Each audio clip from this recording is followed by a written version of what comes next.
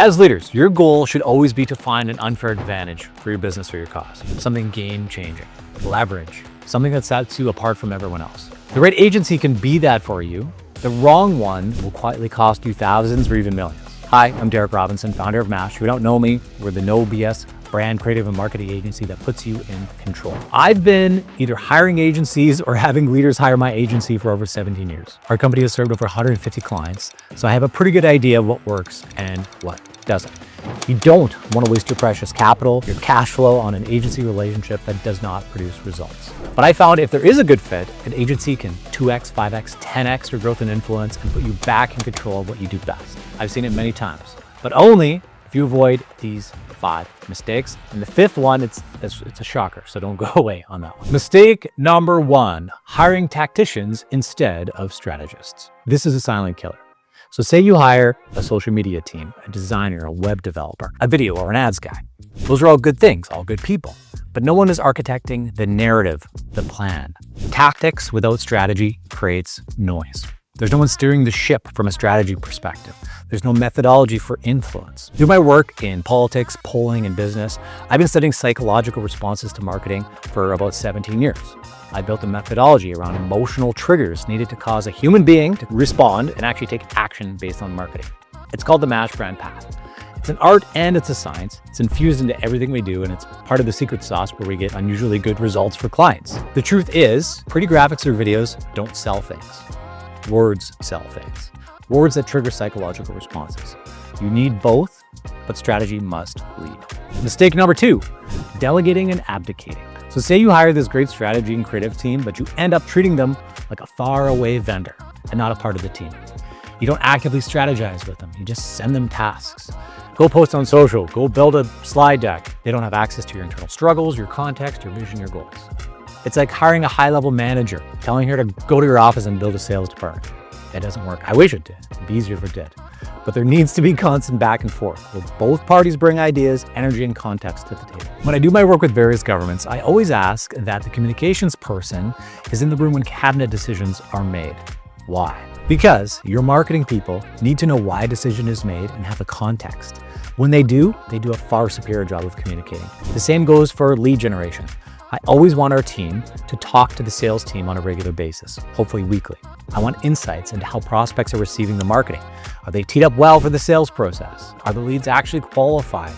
Is the offer leading to higher conversions? Don't ever, please, just pay someone to generate leads for you with no context. It's a recipe for shortcuts, bad incentives, and disaster. Integrate your agency as part of your team. Spend time together and bounce ideas off of each other. Yes, delegate when you need to, but share data, vision, and struggles with them regularly. The results won't even be close. Mistake number 3, focusing on price and not value. You want to pay an agency well because talented, smart people won't work for pennies. They know their value in the marketplace because they're smart and they're good at what they do and get results. Maybe you can find a diamond in the rough, but it's pretty unlikely. Now, that doesn't mean you should go for the highest paid agency either. I find some of the really big players are slow. They're bureaucratic. They have a big fancy price, but they can't actually get anything done. Their creative is boring. It doesn't attract attention. They don't take risk and their marketing fails. So test the agency when you interview them. Does their creative examples grab your attention? Do they get back to you quickly? Are their timelines fast? Or does it feel like they're killing a penalty trying to get the work done? Ask them about their methodology. Do they understand human psychology? Listen to their stories. See if they've actually achieved any real success. Mistake number 4, creative by committee. This is a killer. I hate this one.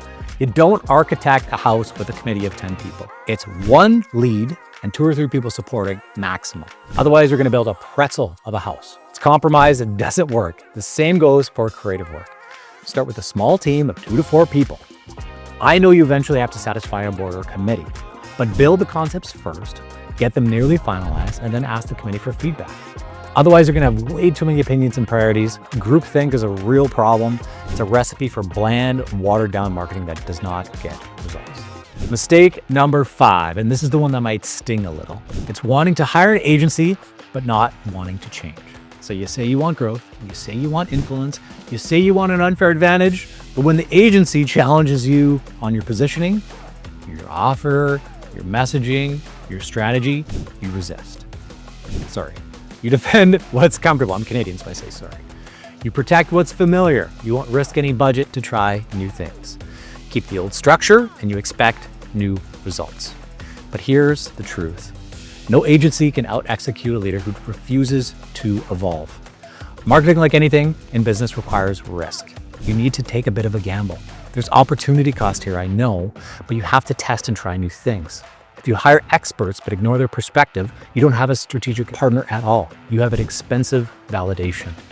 The best agency relationships work because the leader is willing to sharpen the offer, simplify the message, and make bold decisions. If you're not willing to change, don't hire an agency. If you are, that's when it becomes an unfair advantage. So that's it. An agency, it's not magic, it's leverage. Lead them well, just like a member of your team.